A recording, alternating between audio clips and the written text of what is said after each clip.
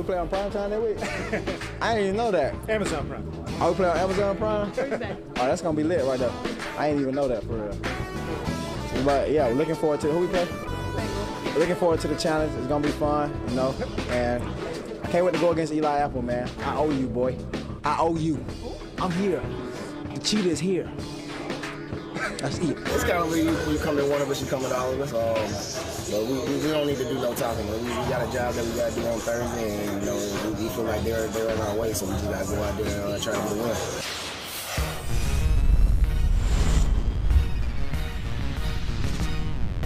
Whoa.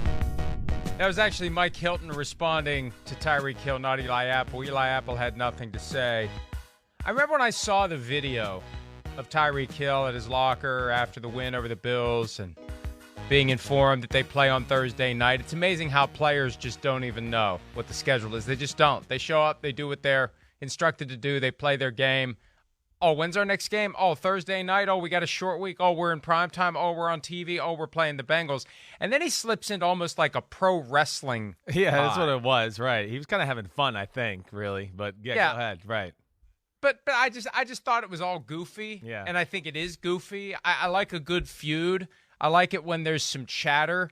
But when it feels contrived, when it feels forced.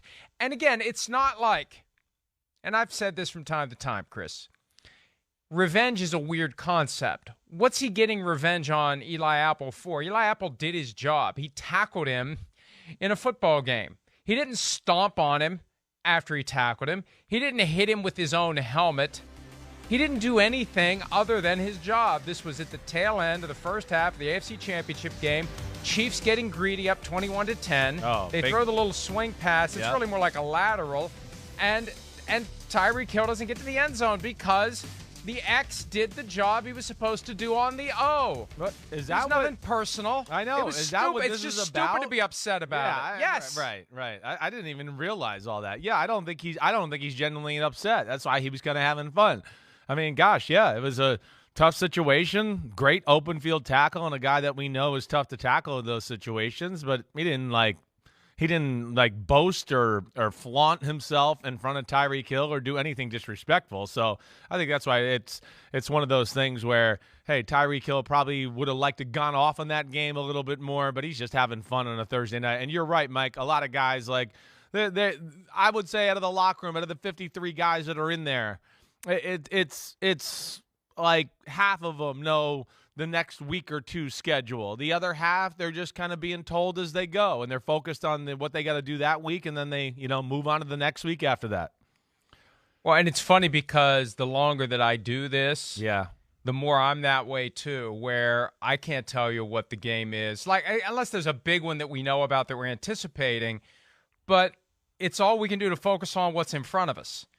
We can't worry about the next train that's next week. We can't worry about the one after that. We have our hands full with everything that's going on right now, and that's fun. And you get fully immersed in it. You don't want to overlook anything now because you're spending some of your capacity thinking 2, 3, 4, 5, 6, 10 weeks ahead. So anyway, for the next 2 hours, think of the next 2 hours ahead. Yeah. Let me just tell everybody what they have tripped over. Cool. If they happen to be listening on Peacock or Sirius XM 85 or Sky Sports NFL tape delayed or a podcast. Although if you're listening to the podcast, you're probably not doing it accidentally. We're PFT Live, presented by Google Pixel. Learn more at googlestore.com. There, now we get paid so we can talk about whatever we want for the next 2 hours.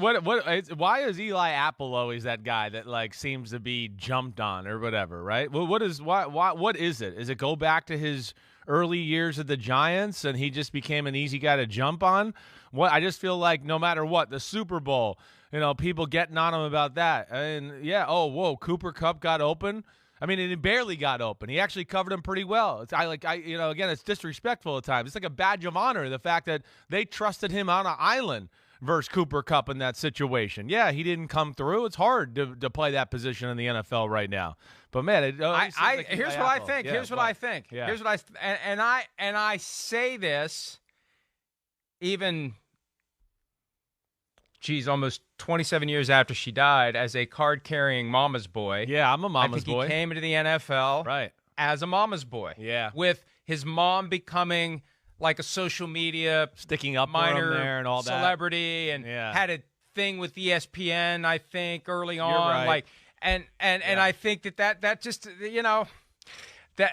that's hard to pull off when you're a professional athlete, because you're going to have all these other guys that are going to use anything they can against you, and I think that's where it all started. I really do. I think you're probably right. I wanted to, that's where my mind went. I just, I wanted to hear you say it too. So, all right, we're on the same page there. But you wanted me to say it first. Well, no, I just wanted to know. I wanted to hear you without me saying it, thinking am I right to think that, or I just that's really where I was getting at. And you know me, I'm not scared to say anything. Hi, I'm Mike Tirico, and thanks for watching.